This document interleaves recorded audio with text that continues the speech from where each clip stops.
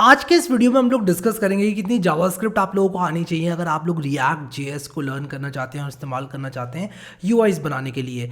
अब मैं आप लोगों को यहाँ पर डायरेक्ट सीधा सा आंसर देता हूँ, it depends. Yes, it depends. अब आप में से कई लोग कहोगे कि यार ये आंसर सुनने के लिए थोड़ा ना हम लोग वीडियो देख रहे हैं, इट डिपेंड्स, ये तो बड़ा अजीब सा आंसर है। बट इस वीडियो के कंप्लीट होने से पहले पहले ये आंसर जो है सेंस क्यों बनाता है ये मैं आप लोगों को बहुत अच्छी तरह से समझा दूंगा और आप लोगों को ये बात एकदम संतुष्टि के साथ पता चलेगी, मतलब 100% संतुष्ट हो जाओगे आप कि हाँ यार इट डिपेंड्स आंसर है। और इट डिपेंड्स क्यों आंसर है ये हम लोग समझने की कोशिश करेंगे।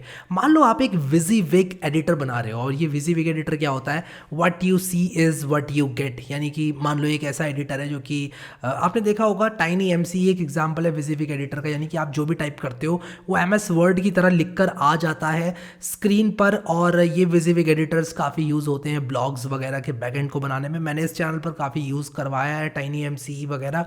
बट द पॉइंट इज कि अगर आप उस तरह की चीज़ बना रहे हो जावास्क्रिप्ट के अंदर तो आप लोगों को बहुत सारी चीज़ों का ज्ञान होना ज़रूरी है। आप लोगों को अलग अलग तरह के जावास्क्रिप्ट फंक्शंस में भी एडवांस जावास्क्रिप्ट आपको लिखनी पड़ेगी और उसके बाद एफिशिएंट जावास्क्रिप्ट आपको लिखनी पड़ेगी।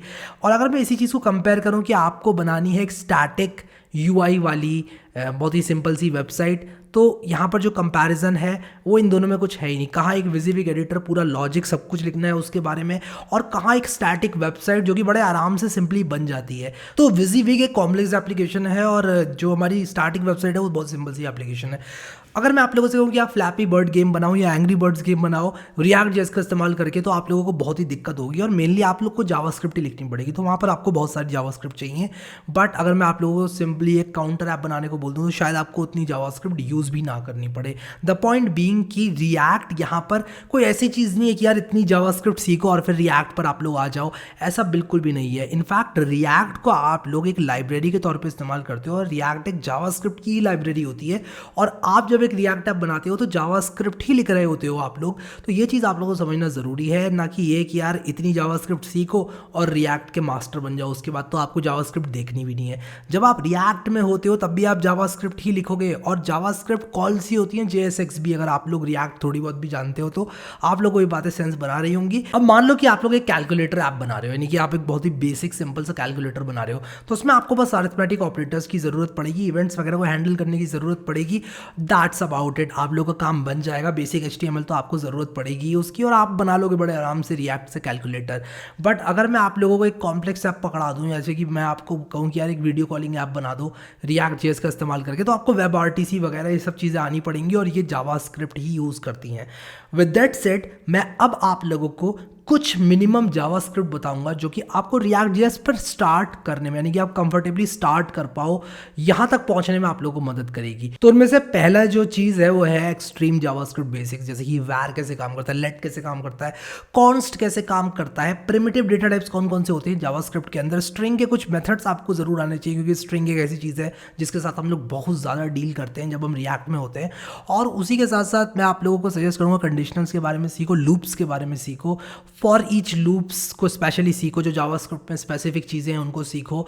और ये बेयर मिनिमम है, ये बहुत ही बेसिक है। प्रिमिटिव डेटा टाइप्स क्या होते हैं, ये सब चीज़ें जानना आप लोग को आनी चाहिए। और ये अगर आप लोगों को इतना आ गया तो कम से कम आप स्टार्ट कर सकते हो। बट स्टार्ट भी करने के लिए आपको किसी ना किसी तरह का इवेंट को हैंडल करना पड़ेगा। तो आपको एरो फंक्शंस और एरो फंक्शंस में डिफरेंट लेक्सिकल दिस किस तरह से काम करता है एरो फंक्शंस में। अब बहुत सारे लोग ये सोचते हैं कि यार फंक्शंस की शॉर्ट फॉर्म एरो फंक्शन है, बट सिर्फ इतनी ही कहानी नहीं है, कहानी इससे थोड़ी सी ज़्यादा है। एरो फंक्शंस में लेक्सिकल दिस का कॉन्सेप्ट होता है जो कि आप लोग को आना बहुत ज़रूरी है अगर आप लोग रिएक्ट के साथ काम करना चाहते हो तो इसीलिए इवेंट्स, हैंडलिंग इवेंट्स, किस तरह से लेक्सिकल दिस काम करता है एरो फंक्शन में, और नॉर्मल फंक्शंस, ये सब चीज़ें आप लोगों को आनी चाहिए, तभी आप रिएक्ट में स्विच कर पाओगे। अब एक बार आपने रिएक्ट में स्विच कर लिया, इससे शायद इतना सीख कर आप लोग रिएक्ट की बेसिक ऐप बना लो, पर उसके बाद भी स्प्रेड ऑपरेटर और उसी के साथ साथ डीस्ट्रक्चरिंग कैसे काम करती है जावास्क्रिप्ट में, ये ज़रूर आनी चाहिए क्योंकि जब हम प्रॉप्स भेजते हैं तो डीस्ट्रक्चरिंग को काफ़ी करते हैं और बहुत ज़्यादा काम आती है डीस्ट्रक्चरिंग जब आप रिएक्ट में होते हैं। तो इसी के साथ साथ क्योंकि हम लोग काफ़ी चीज़ें इंपोर्ट वगैरह करते रहते हैं रिएक्ट में, इधर उधर से रिएक्ट राउटर डॉम से कभी इंपोर्ट कर रहे हैं, तो इसीलिए हमको नेम्ड इंपोर्ट्स और डिफॉल्ट इंपोर्ट्स के बारे में पता होना चाहिए कि दोनों किस तरह से काम करते हैं, किस तरह से एक मॉड्यूल से दूसरे मॉड्यूल के अंदर आप जावास्क्रिप्ट के ऑब्जेक्ट्स को इंपोर्ट कर सकते हैं। ये सारी की सारी चीज़ें आपको आनी चाहिए। नेम्ड एक्सपोर्ट किस तरह काम करता है और डिफ़ॉल्ट एक्सपोर्ट किस तरह काम करता है, सब चीज़ें आप लोगों को आनी चाहिए, ठीक है।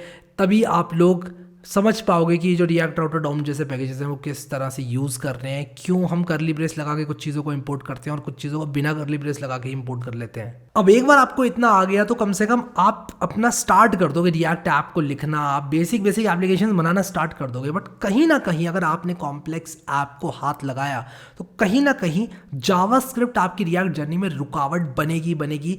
This is the bitter truth, ये एक बहुत ही कड़वा सच है, बनेगी ही बनेगी। क्योंकि एक टाइम पर आप जब उस जावास्क्रिप्ट ऐप को लिखने की कोशिश करोगे और आप देखोगे कि यार मुझे यहाँ पर एसिंक्रोनस नेचर समझ में नहीं आ रहा जावास्क्रिप्ट का। बहुत सारे लोग जो है जावास्क्रिप्ट को देखकर ऐसा फील करते हैं अरे यार ये कैसे हो गया, मैंने ये चीज़ पहले लिखी थी, नीचे वाला कैसे एग्जीक्यूट हो गया पहले।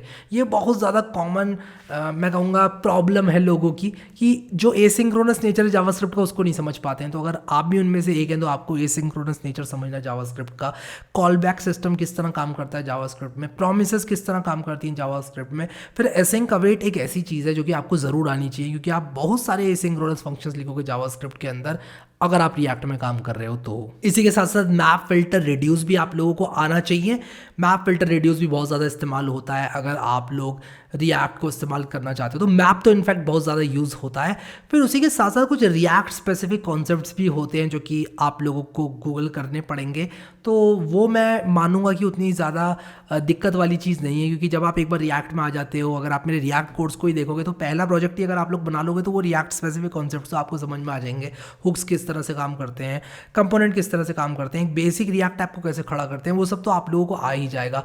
बट प्रॉब्लम हमेशा कभी भी अगर आपको हुई तो वो जावास्क्रिप्ट को लेकर ही होगी क्योंकि आपके ऐप की कॉम्प्लेक्सिटी एक टाइम पर इतनी बढ़ जाएगी। अगर आप लोग ऐप्स बनाते जा रहे हैं, एक टाइम आएगा कि आपको लगेगा हाँ यार मुझे अब सॉकेट सीख लेने चाहिए जावास्क्रिप्ट के अंदर कैसे काम करते हैं, फिर मैं उनको रिएक्ट में लगा लूँगा। या फिर आपको ये सोच आएगी दिमाग में कि यार मुझे वेब आरटीसी नहीं पता क्या होता है, मैं रियल टाइम कम्युनिकेशन नहीं करा पा रहा हूँ क्लाइंट सर्वर का, मुझे वीडियो कॉल ऐप बनानी है। तो ये सारी की सारी चीज़ें रुकावट बनेंगी, ना कि रिएक्ट स्पेसिफिक कॉन्सेप्ट्स आपकी रुकावट बनेंगे। तो हमेशा जावास्क्रिप्ट आप जितनी सीखो उतनी कम ही है, ये बात मैं आप लोगों से कहूँगा। और मैं ये नहीं कहूँगा कि आप लोग इंतज़ार करें उस दिन का कि एक दिन वो आएगा जिस दिन मैं जावास्क्रिप्ट का एक्सपर्ट बनूंगा और उस दिन मैं रिएक्ट स्टार्ट करूँगा। नहीं, ऐसा नहीं करना है।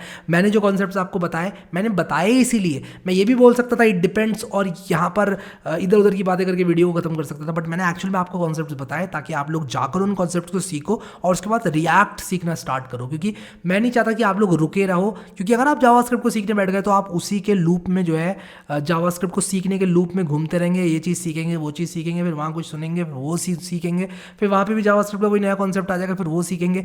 तो मैं कहता हूँ कि एक बेयर मिनिमम फाउंडेशन खड़ी कर लो अपनी जावास्क्रिप्ट में, फिर रिएक्ट में आ जाओ। और जब रिएक्ट में कोई भी दिक्कत हो, जावास्क्रिप्ट स्पेसिफिक कॉन्सेप्ट ही भले ही वो क्यों ना हो, तो वहाँ से अपनी बुनियाद को और बढ़िया बनाओ, बढ़िया रिएक्ट एप्लीकेशंस बनाओ, उससे आपकी जावास्क्रिप्ट भी इंप्रूव होगी। तो आई होप कि मैंने आपका ये सवाल आंसर कर दिया कि कितनी जावास्क्रिप्ट आप लोग को चाहिए अगर आप लोग रिएक्ट सीखना चाहते हैं। तो इस बात को मैं एक बार और मेंशन करना चाहूँगा कि जो रिएक्ट है वो एक लाइब्रेरी है, जावास्क्रिप्ट की लाइब्रेरी है, तो इसमें जावास्क्रिप्ट ही इस्तेमाल होगा। ये एक फ्रेमवर्क नहीं है, बट अगेन इसको एंगुलर से और एंगुलर जैसे फ्रेमवर्क से डायरेक्टली कंपेयर किया जाता है। हेड टू हेड कॉम्पिटिशन है एंगुलर के साथ रिएक्ट का, इसलिए इसको फ्रेमवर्क के तौर पे भी कभी कभी लोग जानते हैं कि एक फ्रेमवर्क है, कह देते हैं इसको। अब अगर आप एक ऐसे इंसान हो जो कि रिएक्ट जेएस का इंटरव्यू देने वाला है या रिएक्ट की जॉब को खोज रहा है, तो मैं आप लोगों को ये बताना चाहता हूँ कि आपकी जो रिएक्ट का इंटरव्यू होगा उसमें 90% जावास्क्रिप्ट ही पूछी जाएगी। क्योंकि जो कंपनीज़ वगैरह रिक्रूट करती हैं वो आपको आपकी नॉलेज के बेसिस पे रिक्रूट नहीं करेंगी कि आपको रिएक्ट कितनी आती है, आपने रिएक्ट में कितना काम किया है। वो आपके पोटेंशियल के हिसाब से आपको रिक्रूट करेंगी कि अगर ये इंसान हमारी कंपनी में 4 महीने के लिए काम करता है तो आगे कैसा काम करेगा, क्या पोटेंशियल है, क्या हम इसको सिखा पाएंगे, क्या इसकी बेसिक्स जो है जावास्क्रिप्ट वगैरह के वो इतने अच्छे हैं। क्योंकि रिएक्ट तो एक ऐसी चीज़ है कि यार आप थोड़ा टाइम काम करोगे आपको सब कुछ समझ में आ जाएंगी, वो चीज़ें तो आसान होती हैं, बट जो बेसिक जावास्क्रिप्ट है, जो फाउंडेशन है, वो चेक की जाती है इंटरव्यूज़ में भी। तो आपकी बेसिक जावास्क्रिप्ट जितनी अच्छी होगी उतना बेहतर है, उतने बेहतर आप लोग रिएक्ट के साथ काम करेंगे।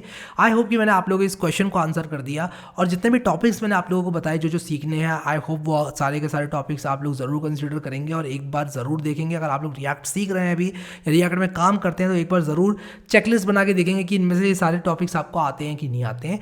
अभी के लिए इस वीडियो में इतना ही guys. Thank you so much guys for watching this video and I will see you next time.